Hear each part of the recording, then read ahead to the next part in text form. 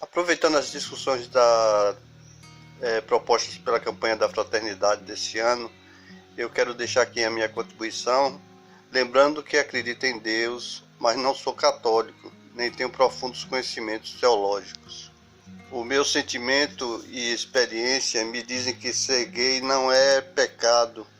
Sempre tive muitos amigos gays e amigas lésbicas e muitos são pessoas boas, honestas, fraternas, como ensinou Cristo. De maneira lógica, né, pensando de maneira racional, ser gay, lésbica ou trans, isso consistir em um pecado, não tem a menor sustentação. Primeiro, porque não é danoso a ninguém, né? Segundo, porque não contraria a lei natural, como dizem, porque se assim fosse, seria uma doença ou causaria enfermidades ou desequilíbrios ecológicos. Nada disso acontece. A homossexualidade não é causa de nenhum desses problemas, desses malefícios, né? Desses males. Quanto à perpetuação da espécie, que sempre se argumenta, né? Isso é contestável, né? Os gays e lésbicas podem ter filhos, eles podem ter filhos. Até a mulher trans que passou por uma cirurgia poderia procriar antes de fazer a mudança de sexo, né? Antes dela fazer a mudança de sexo, ela poderia procriar. No caso, né, imaginando-se que a perpetuação da espécie estivesse ameaçada de alguma forma, né? Antes de fazer a cirurgia, o trans poderia procriar e depois fazer a cirurgia, não teria problema nenhum. Demais, né? É consenso que o homem é um ser que transcende o âmbito da natureza. O homem não está em conformidade com a natureza. O homem rompeu com esse ciclo da natureza, né? O maior exemplo disso é que não estamos submetidos ao regime do cio. Por exemplo, o homem não se regula pelo cio. A sexualidade humana não se regula pelo cio, como é o caso dos animais. Com relação à inteligência, por exemplo, que é outro ponto, né? Não estamos também limitados pelo instinto. Não estamos limitados pelo instinto como os animais.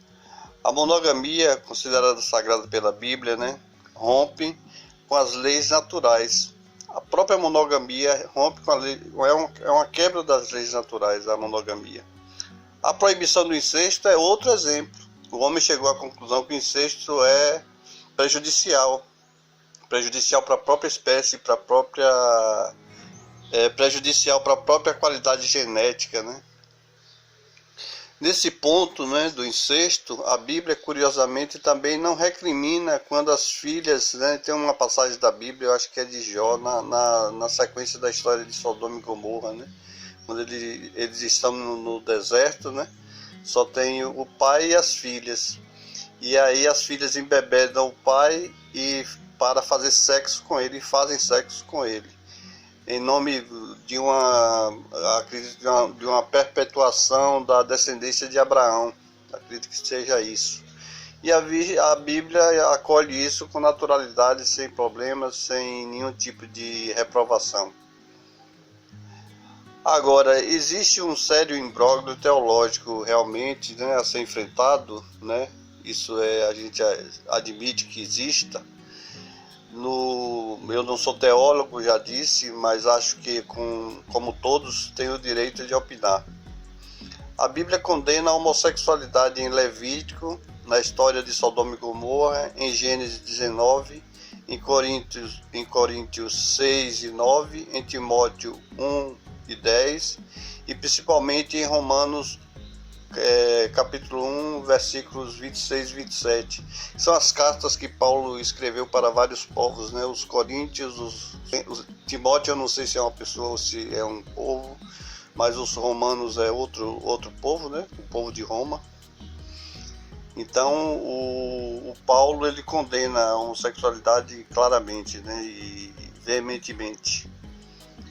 Por outro lado, né, tem um porém aí, que a amizade de Davi e Jonatas, citada em Samuel, capítulo 18, versículos 1 a 4, é apontada como um exemplo de possível homossexualidade, né? Muitas pessoas que contestam a posição da igreja em relação à homossexualidade colocam esse argumento, que é um possível exemplo de homossexualidade por parte de um patriarca da religião, que é Davi, no caso, né?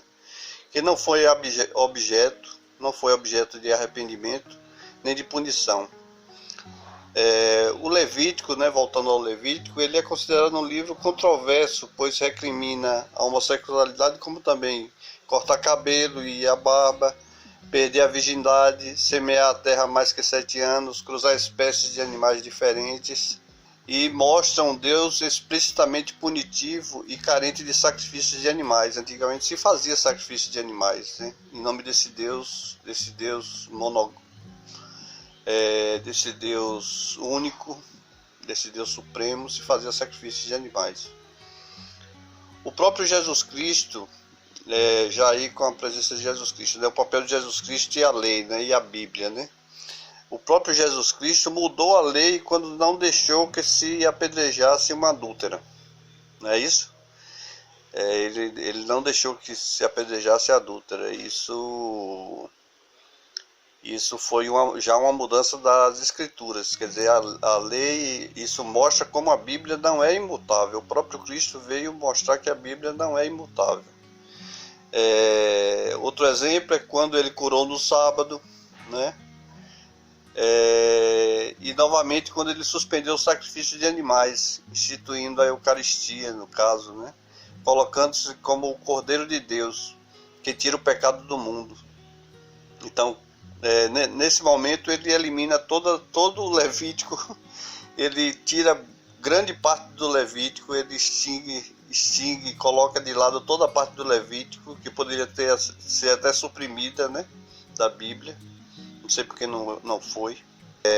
Também tem outro exemplo, quando ele recomendou oferecer a outra face, né? Isso contraria também o instinto natural, quer dizer, um exemplo de Cristo, mostrando que o homem ele tem uma relação com a natureza diferente dos restantes dos seres vivos, né? Então o homem é um ser vivo com peculiaridades, com características totalmente diferentes dos demais.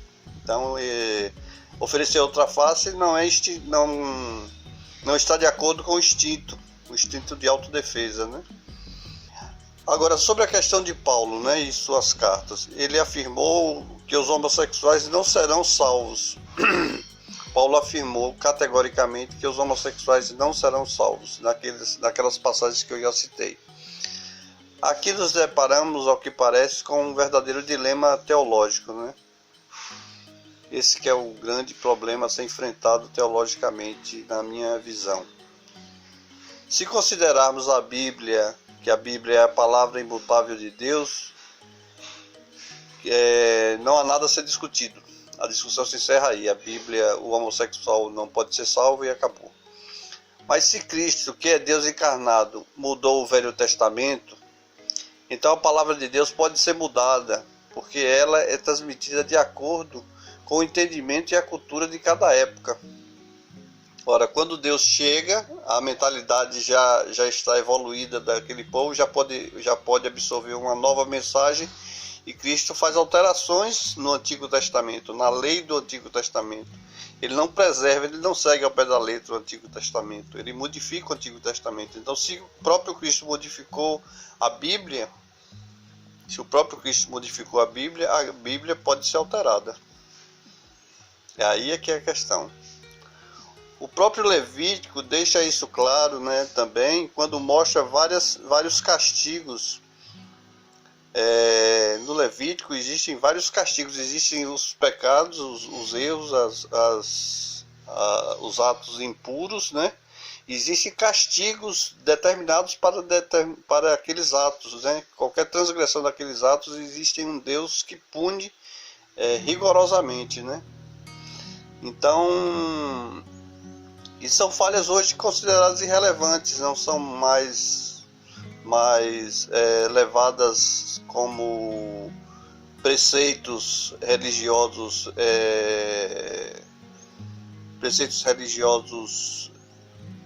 que não possam ser transgredidos, entendeu? Preceitos religiosos basilares. O Deus punitivo se transformou no Deus do amor. Então a Bíblia não pode ser tomada ao pé da letra como uma verdade rígida e inalterável. Não pode, né? Aí está claro que não pode. Não é assim, não é dessa maneira. Acho que está mais que na hora de se retirar a homossexualidade da lista de pecados. Até mesmo porque não está citada nos 10 mandamentos, né? Nos 10 mandamentos não se refere nada à homossexualidade, né? A campanha da fraternidade nos dá a oportunidade de discutir essa questão que tem trazido grande dor aos homossexuais e consequências negativas que fortalecem a homofobia, que se desdobra em assassinatos de homossexuais no mundo afora, sem falar nos preconceitos e exclusões, dos sofrimentos psicológicos e emocionais porque passam pessoas que apenas querem amar, ser feliz e seguir com suas vidas em igualdade de condições com os demais, né? É isso, a campanha da fraternidade toca em um ponto positivo, toca em um ponto importante, relevante, e devemos deixar de lado essa argumentação de que a campanha da fraternidade é desenvolvida, promovida pela teologia da libertação, que isso é possível,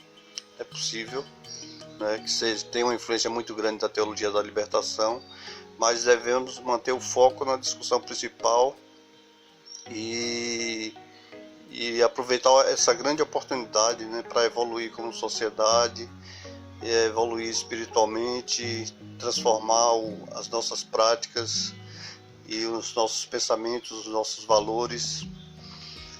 Esse é um momento importante, muito importante. Eu acho que devemos aproveitar o máximo dessas discussões e nos empenharmos em tirar o melhor delas.